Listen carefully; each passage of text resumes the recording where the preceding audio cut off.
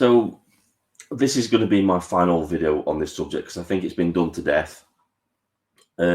Talking about the President Trump Zelensky meeting where President Trump and JD Vance, Vice President JD Vance, slapped down Zelensky for being ungrateful in their meeting. And I totally agree with that. That they did what they did was perfectly okay, in my opinion. Not only did it slap Zelensky down, but it sent a clear message to all other world leaders that Trump and JD Vance have each other's backs and they are strong leadership. Something that wouldn't have been conveyed if this had been done behind closed doors. And we've got a lot of people, the centre left, the centre right, getting their little handbags out, going, oh, it should have been done behind closed doors and all this kind of rubbish. What a load of crap that is. You know, we there's been a lot of this sort of stuff coming from our politicians.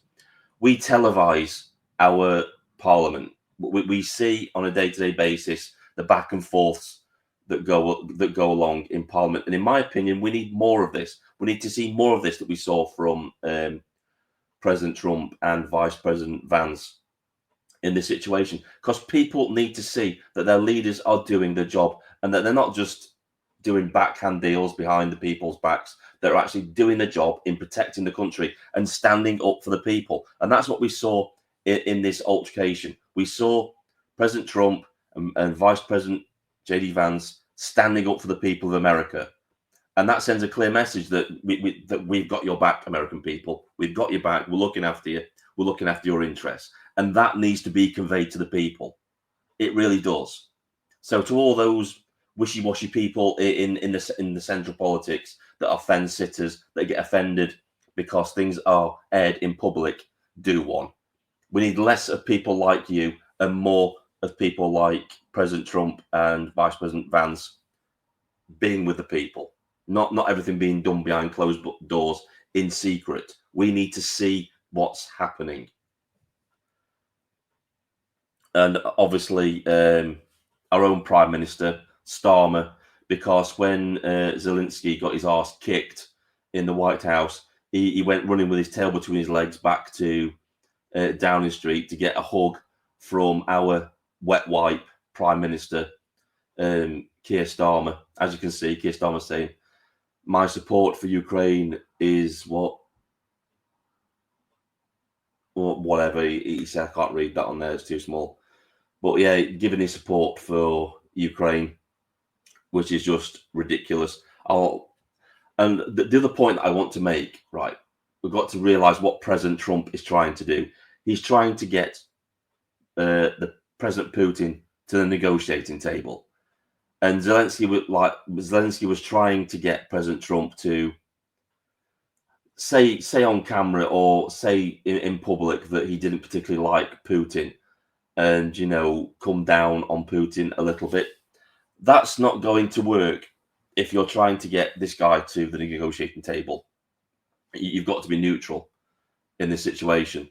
And he was showing Putin in a way that, yeah, I'm not taking no crap from the Ukraine either, just like I'm not going to take any crap from Russia. He's being tough with both sides of the equation. But here's the main reason why I'm interested in this, because people think we shouldn't be involved in this. Why are we involved in this? Well, unfortunately, because of this idiot on screen, Starmer, we are involved in this.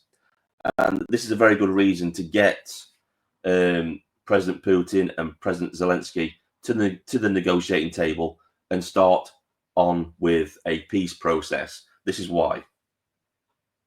Now, I'm not going to read this on screen, but these are Russia's hypersonic missiles. Okay? You can pause it now and read what these things are actually capable of. These have actually been used in the Ukraine, and they've had a very successful rate of destroying their targets because they simply cannot be shot down because they're going too fast. And for all those people that have got the Ukrainian flag in their Facebook posts in the UK, they'll say, yeah, we support Ukraine. I wonder if that will change when these things start raining down in your back garden because our idiot Prime Minister has decided to poke the Russian bear and now he's put a massive target on our towns and cities and these things start raining down on your family and friends. I wonder how long that will last, how long the we stand with Ukraine rubbish will last when it's us in the firing line. Now, I don't think it will be very long, and this is a reason why we want the peace process to get started straight away, and there to be a ceasefire and a lasting peace in Ukraine, is because of these things.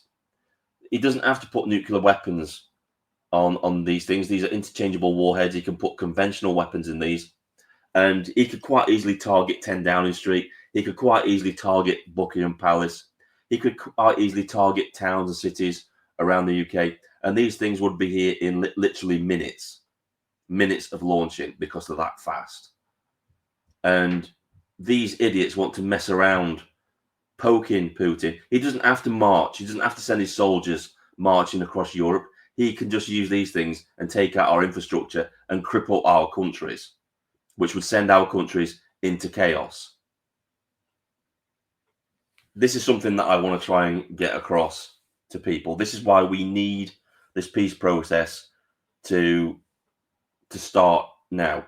And Trump realizes the danger of these things, because at present we don't have any type of defense against these things. They tried to use the Patriot missile system against these missiles. Didn't work. They were hitting their targets. And this is what we're open to. This isn't some backward war in the Middle East where we're fighting against ISIS that don't have any type of ballistic weapons that can reach us.